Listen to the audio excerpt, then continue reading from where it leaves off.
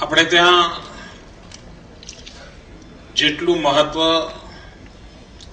શિક્ષાનું છે એના કરતા વધારે મહત્વ દીક્ષાનું છે. અને શિક્ષિત વ્યક્તિ જ્યાં સુધી દીક્ષિત ન થાય ત્યાં સુધી શિક્ષા અધૂરી ગણાય છે. આમ શાસ્ત્રોમાં જોઈએ તો છેક તૈત્રેય ઉપનિષદમાં પહેલી વાર આ પ્રકારનો દીક્ષાંત સમારોહ નોંધાયેલો છે. પરંતુ આપણે ત્યાં પરંપરાગત રીતે ગુરુકુળની જે શિક્ષા પરંપરા હતી એમાં વિદ્યાર્થીનું શિક્ષણ પૂર્ણ થાય પછી ગુરુજન અનેક કસોટીઓમાં તેને પાર કરતા હતા.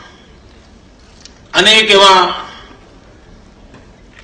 સહજ આયોજનો કરે કે એને પસાર થતા થતા નિત્યક્રમ દરમિયાન પોતે જે શીખ્યા છે એનો અમલ કરી બતાવવો પડે. એને ખબર પણ ન હોય કે અહીં જે હું કરી રહ્યો છું મારી કોઈ કસોટીનો ભાગ છે. અને એનું બહુ જ માઇન્યુટ ઓબ્ઝર્વેશન થતું અને એના પછી એ ડિગ્રીધારી બનતા અને પછી એને જીવનના અન્ય આશ્રમ તરફ જવા માટેની પરવાનગી મળતી. મિત્રો, વિદ્યાર્થી કાળ ઉત્તમ સમયગાળો હોય છે. આમ એક વાતનો આનંદ આવે કે ભાઈ આજે અહીંથી ડિગ્રીધારી બનીને આપણે સમાજમાં જઈ રહ્યા છીએ. પણ એના સાથે જ એક મોટી જવાબદારી શરૂ થતી હોય છે. તમે વિદ્યાર્થી હો ત્યારે મિત્રો વચ્ચે સમાજ વચ્ચે ઉભા હો તો પરિચય કરાવો કે ભાઈ હું ફાઇનલ યરમાં ભણું છું. એટલે પછી લાંબા પ્રશ્નો ન પૂછે, ભણો છું, વાત પૂરી થઈ જાય. પણ જે પડે તમે એમ કહો કે હવે હું ગ્રેજ્યુએટ થઈ ગયો છું એટલે તરત જ પ્રશ્ન હતો હવે શું કરો છો, હવે શું કરવાના છો, શું વિચાર્યું છે. અને નોકરીની બાબતમાં એ ચાલુ થાય, છોકરીની બાબતમાં એ ચાલુ થાય, છોકરી માટે છોકરા માટે ચાલુ થાય. સહજ છે. ભણતા હો ત્યાં સુધી કોઈ ટેન્શન નહીં, કોઈ પૂછે નહીં. અને એટલા માટે ઘણા લોકો શું કરે, બીજો કાંઈ ના મેળ પડે ત્યાં સુધી સીએ ની અંદર એન્ટ્રી લઈ જાય. એટલે બીજું કાંઈ ગોઠવાય નહીં તો કહેવા ચાલે શું કરો, સીએ કરું છું. અનએન્ડિંગ પ્રોસેસ છે. મિત્રો, વિદ્યાર્થી હોઈએ ત્યારે જીવનમાં અનેક લોકો હોય છે જે આપણને માર્ગદર્શન કરતા હોય છે. એક પ્રકારે પ્રોટેક્ટેડ લાઈફ હોય છે. પરિવારમાં પરિવારજનો ચિંતા કરતા હોય, કુટુંબ સાથે સંબંધિત વડીલો ચિંતા કરતા હોય, શિક્ષણ સંસ્થાની અંદર ઇવન પટાવાળો પણ ઘણીવાર આપણને ગાઈડ કરતો ના ના ભાઈ આ ન કરાય એવું કહેતો. તમે અનુભવ્યું હશે મિત્રો. અને આપણને પણ એમ થાય કે આ પટાવાળાને સમજણ પડે છે, મને નહોતી પડી. શિક્ષક ગણ પણ આપણને ગાઈડ કરે કે ભાઈ આ કરાય આ ન કરાય. અને એના કારણે આપણે નિશ્ચિંત હોઈએ છીએ. કોઈ પણ ભૂલ થાય તો ક્યાંક કોઈ રોકનાર કોઈ ટોકનાર વ્યવસ્થા હોય છે. અને એના કારણે મોકળા મને ડગ મારવાની હિંમત આપતી હોય છે. પણ જે પળે આ અવસ્થામાંથી બહાર આવીએ ત્યારે પ્રત્યેક પળ નિર્ણય જાતે કરવો પડતો હોય છે. આજુબાજુ જોઈએ ત્યારે કોઈ શિક્ષક ઉભા નથી હોતા. સમાજની આપણા તરફ જોવાની એક આખી માનસિકતા બદલાની હોય છે. અને એક પ્રકારે એક કસોટી કાળનો આરંભ થતો હોય છે. આજે જે લોકો પદવી પ્રાપ્ત કરી રહ્યા છે બધા મિત્રો જીવનના કસોટી કાળની અંદર પગરણ માંડી રહ્યા છે. અને ત્યારે કસોટી શરૂ થાય છે. એ વખતે પ્રત્યેક પળ બચપણથી આજ સુધી જ્યાં જ્યાં શિક્ષણ પ્રાપ્ત કર્યું હશે, જે ગુરુજનો પાસેથી કાંઈ શીખ્યા હોશું એની આખી કથા મનમાં ડગલે ને પગલે યાદ આવતી હોય છે. કંઈક કરવા જઈએ ત્યારે વિચાર આવે, હા યાર ક્લાસરૂમમાં સાહેબે પેલી વાત તો કઈ હતી. ક્યાંક ઇન્ટરવ્યુ આપવા જવાનું કોઈ પ્રશ્ન આવે તરત વિચાર, હા યાર સાહેબે કહ્યું તો હતું પણ આજે યાદ નથી આવતું. ડગલે ને પગલે આ કાર્યકાળ તમને યાદ આવશે મિત્રો. અને એ અર્થમાં જેમના દીક્ષાંત સમારોહ થઈ રહ્યો છે, પરંતુ જે લોકો ભવિષ્યના દીક્ષાંત સમારોહના સ્વાભાવિક દાવેદાર છે, એ લોકો પણ એ બેઠા છે, એમને પણ એમાંથી પ્રેરણા મળે, હા ભાઈ જીવનની શરૂઆત અઘરી હોય છે. ડગલે ને પગલે જીવનમાં પ્રત્યેક કસોટીમાંથી પાર થવું પડતું હોય છે. હું ઈચ્છીશ કે વી નર્મદના નામ સાથે જોડાયેલા યુનિવર્સિટીના આપણે વિદ્યાર્થી છે ત્યારે બીજું કાંઈ કરી શકીએ ન કરી શકીએ મિત્રો, નર્મદનું એક વાક્ય જીવનમાં ઉતારીએ, ડગલું ભર્યું કે ના હટવું.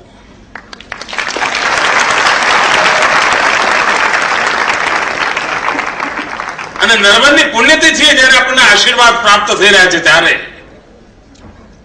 મિત્રો સમાજ જીવનની અંદર અવઢવમાં રહેનારા લોકો ક્યારેય ને કંઈ મેળવી શકે છે, ક્યારેય સમાજને કંઈ આપી શકે છે. જે લોકો નિર્ણાયક હોય છે એ લોકો નિર્ધારિત મંજિલને પ્રાપ્ત કરી શકતા હોય છે. જે લોકો અનિર્ણિત હોય છે એમનો ઘણો બધો સમય એ અવસ્થામાં જ ગોતવાતો હોય છે.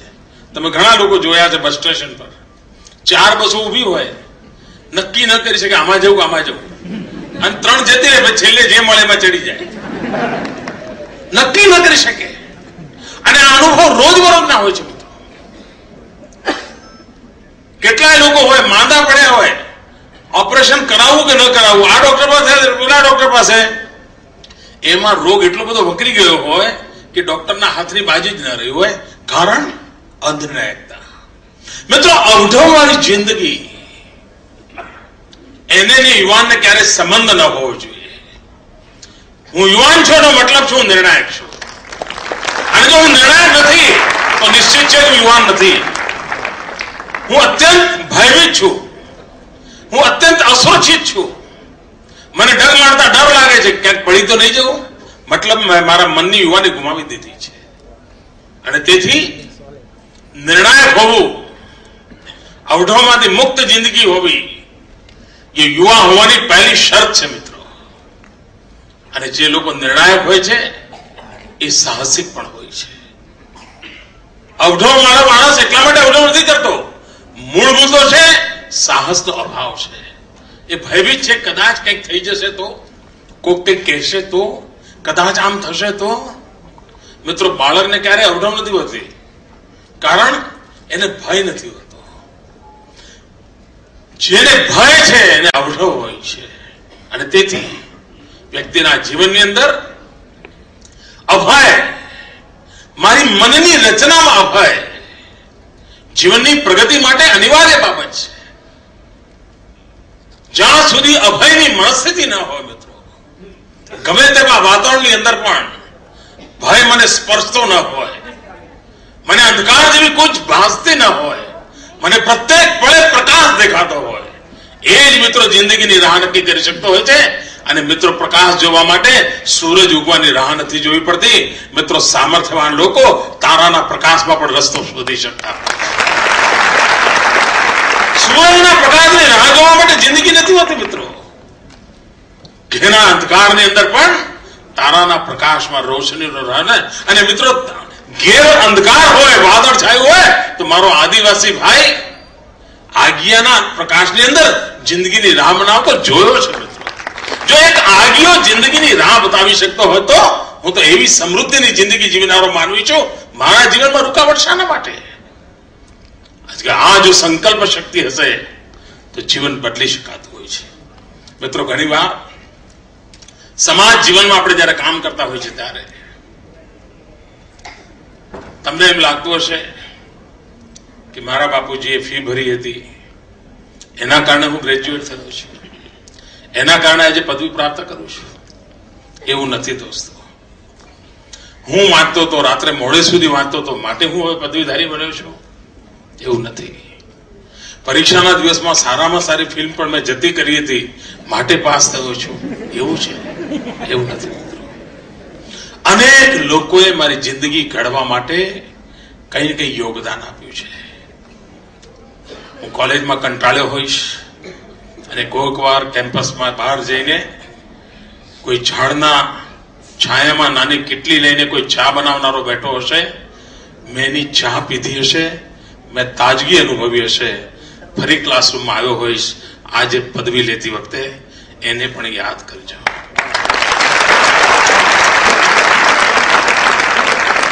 એને પણ યાદ કરજો કે જેણે કોઈક વાર સામાન્ય ગરીબીમાં જીવનારા માનવીએ તમારી પસંદગીની ચા બનાવીને તમને તાજગી આપી હતી.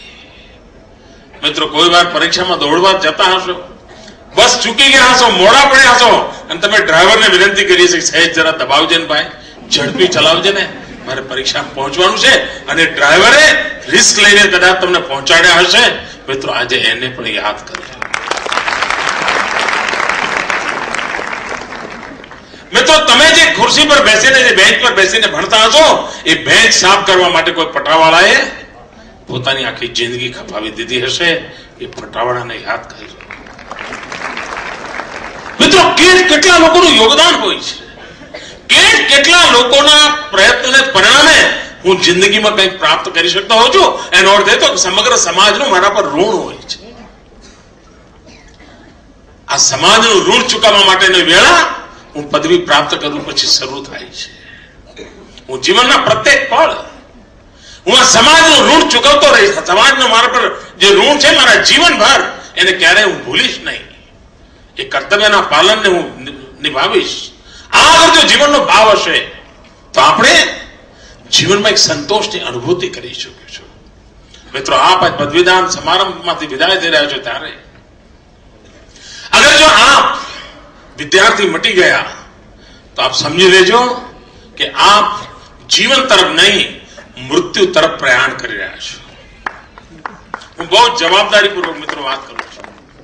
અગર જો અહીંથી નીકળતાની સાથે તમે એમ માની લીધું કે તમારો વિદ્યાર્થી કાળ પૂરો થઈ ગયો, એનો અર્થ એ થઈ ગયો કે તમારો જીવનકાળ પૂરો થઈ ગયો, તમારો મૃત્યુકાળ પ્રારંભ થઈ ગયો છે. મિત્રો, વિદ્યાર્થી જીવન પર્યંત અંદર જીવતો હોવો જોઈએ. જીવનના અંત સુધી વિદ્યાર્થી જીવતો હોવો જોઈએ. આપણી ભીતર જો વિદ્યાર્થી ન જીવતો હોય તો જીવનની વિકાસ યાત્રા અસંભવ છે. મિત્રો, જીવનમાં ઠહેરાવ આવી જાય છે, અને કોઈ યુવાન એવો ન હોઈ શકે કે જેના જીવનમાં ઠહેરાવ હોય, જીવનમાં નિરંતર વિકાસ યાત્રા હોય. અને તેના માટે અનિવાર્ય છે પ્રત્યેક પળ હું વિદ્યાર્થી છું. પ્રત્યેક પળ જાણવાની મારી કોશિશ છે, મારી જિજ્ઞાસા છે. પ્રત્યેક પળ મારામાં શીખવાની મનોવૃત્તિ છે. અને જીવનના મૂળભૂત તત્વોને જીવનની સાથે બાંધવા પડે. એ પોતાના જીવનનો ડીએનએ બનાવવું પડે. વિદ્યાર્થી અવસ્થા, મનની વિદ્યાર્થી અવસ્થા એ આપણો પોતાનો ડીએનએ હોવો જોઈએ. અને એ જો હોય તો જ જીવનમાં પ્રગતિની શક્યતા બનતી હોય છે. ભાઈઓ બહેનો, આ વર્ષ સ્વામી વિવેકાનંદજીની 150મી જયંતિનું વર્ષ છે. અને 150મી જયંતિનું વર્ષ જયારે ઉજવી રહ્યા છે ત્યારે ગુજરાતે, રાજ્ય સરકારે પોતે યુવા શક્તિ વર્ષ તરીકે મનાવવાનું નક્કી કર્યું છે. અને એમાં પણ યુવા શક્તિ એટલે માત્ર નિબંધ સ્પર્ધાઓ થાય કે વક્તૃત્વ સ્પર્ધાઓ થાય એટલાથી અટકવું નથી. એક ફોકસ કર્યું છે કૌશલ્યવર્ધન, હુન્નર. મિત્રો, જીવનની અંદર જ્ઞાનની સાથે હુન્નરની એટલી જ આવશ્યકતા હોય છે. અને જો હુન્નર ન હોતે તો જ્ઞાન ઘણીવાર એક ખાબોચિયામાં વાસ કરતું થઈ જતું હોય છે. મને એક ઘટના મેં ઘણી વાર એનો ઉલ્લેખ કર્યો છે, આજે ફરી કરવા માંગુ છું. એક વાર દાદા ધર્માધિકારી વિનોબાજીની સાથે એમના સાથીદાર હતા, ગાંધી વિચારના ચિંતક હતા. એમના ઘણા પુસ્તકો જો વાંચવા જેવા છે. દાદા ધર્માધિકારી એક જગ્યાએ લખ્યું છે કે એક વાર એક યુવાન મને મળવા આવ્યો અને મને કહેતો હતો, દાદા કંઈક નોકરીનું કરી આપો ને. તો દાદા એને પૂછ્યું, ભાઈ તને શું આવડે છે? તો પેલા યુવકે જવાબ આપ્યો, હું ગ્રેજ્યુએટ છું. એમણે કહ્યું એ તો બરાબર છે, પણ તને શું આવડે છે? એટલે એને ફરી કહ્યું, ના હું ગ્રેજ્યુએટ છું. પછી પોતાની બેગમાંથી સર્ટિફિકેટ બતાવ્યું ને એમણે કહ્યું, એ તો બરાબર છે, તું ગ્રેજ્યુએટ છે, પણ તને આવડે છે શું? ફરી એને કહ્યું, સાહેબ હું ગ્રેજ્યુએટ છું. દાદાએ કહ્યું, ભાઈ એ તો બધું બરાબર, તું મને એમ કે તને ડ્રાઇવિંગ આવડે છે? તો કે ના. તને ટાઈપરાઇટર આવડે છે? તો કે ના. તને રસોઈ બનાવતા આવડે છે? તને તરતા આવડે છે? ના કે પણ હું ગ્રેજ્યુએટ છું, મારી પાસે સર્ટિફિકેટ છે. મિત્રો, ડિગ્રીની સાથે જીવન કૌશલ્ય અનિવાર્ય હોય છે. અને એ વાતને ધ્યાને રાખીને ગુજરાતમાં સ્વામી વિવેકાનંદજીના 150 વર્ષ નિમિત્તે સમગ્ર રાજ્યમાં કૌશલ્ય વર્ધન માટેનું એક મોટું અભિયાન આપણે ચલાવવાના છે. દરેકને કોઈને કોઈ એક્સ્ટ્રા ટેલેન્ટ હોય, કોઈને એક્સ્ટ્રા આવડત હોય, કોઈને કોઈ હુનર એને આવડતો હોય, એ આત્મબળે જીવી શકવાનું એને સામર્થ્ય મળે. મિત્રો, ભારત ભાગ્યવાન છે અને આપણે બધા એક એવા યુગમાં છીએ કે જે વખતે હિન્દુસ્તાન દુનિયાનું સૌથી યુવાન દેશ છે. આ દેશના 65% લોકો 35 કરતા નાની ઉંમરના છે. જે દેશ પાસે આટલી મોટી યુવા શક્તિ હોય, એના સપના કેટલા યુવાન હોય, એના સપના કેટલા તેજસ્વી હોય. આ યુવાન સપના, યુવાન તેજસ્વી સપના સાથે આ ભારત માતા વિશ્વગુરુ બને, એ સ્વામી વિવેકાનંદનું સ્વપ્ન સાકાર કરવા માટેનો યુગ આપણા હયાતી કાળમાં આવ્યો છે. એ જો યુવાનના મનની અંદર આપણે પ્રગટાવી શકીએ તો આવડો મોટો દેશ, 120 કરોડની જનસંખ્યા, 65% નવજવાનોથી ભરેલો દેશ, મિત્રો એના કૌશલ્ય દ્વારા, એની ક્ષમતા દ્વારા, એના જ્ઞાન દ્વારા, એની બુદ્ધિ દ્વારા એ વિશ્વ વિજેતા બની શકે એવું સામર્થ્ય ધરાવતો હોય છે. અને વિવેકાનંદજીનું સપનું હતું કે હું મારી આંખો સામે જોઉં છું, હું મારા આંખો સામે જોઉં છું, આ ભારત માતા કોઈને કોઈ દિવસ જગતગુરુના સ્થાને વિરાજમાલી મને દેખાય છે. મિત્રો, વિવેકાનંદજીનું સપના 150 વર્ષ વીતી ગયા, આપણા માથે પૂર્ણ કરવાની જવાબદારી છે. એક યુવાન તરીકે સંકલ્પ લઈને આપણે નીકળીએ તો ભારત માતાને જગતગુરુના સ્થાને વિરાજિત કરી શકીએ. મિત્રો, ગુજરાતમાં શિક્ષણની જે આલેખ જગાવી છે એના સુફળ જોવા મળી રહ્યા છે. કન્યા કેળવણીનું અભિયાન ચલાવ્યું, પ્રવેશોત્સવ ચલાવ્યો.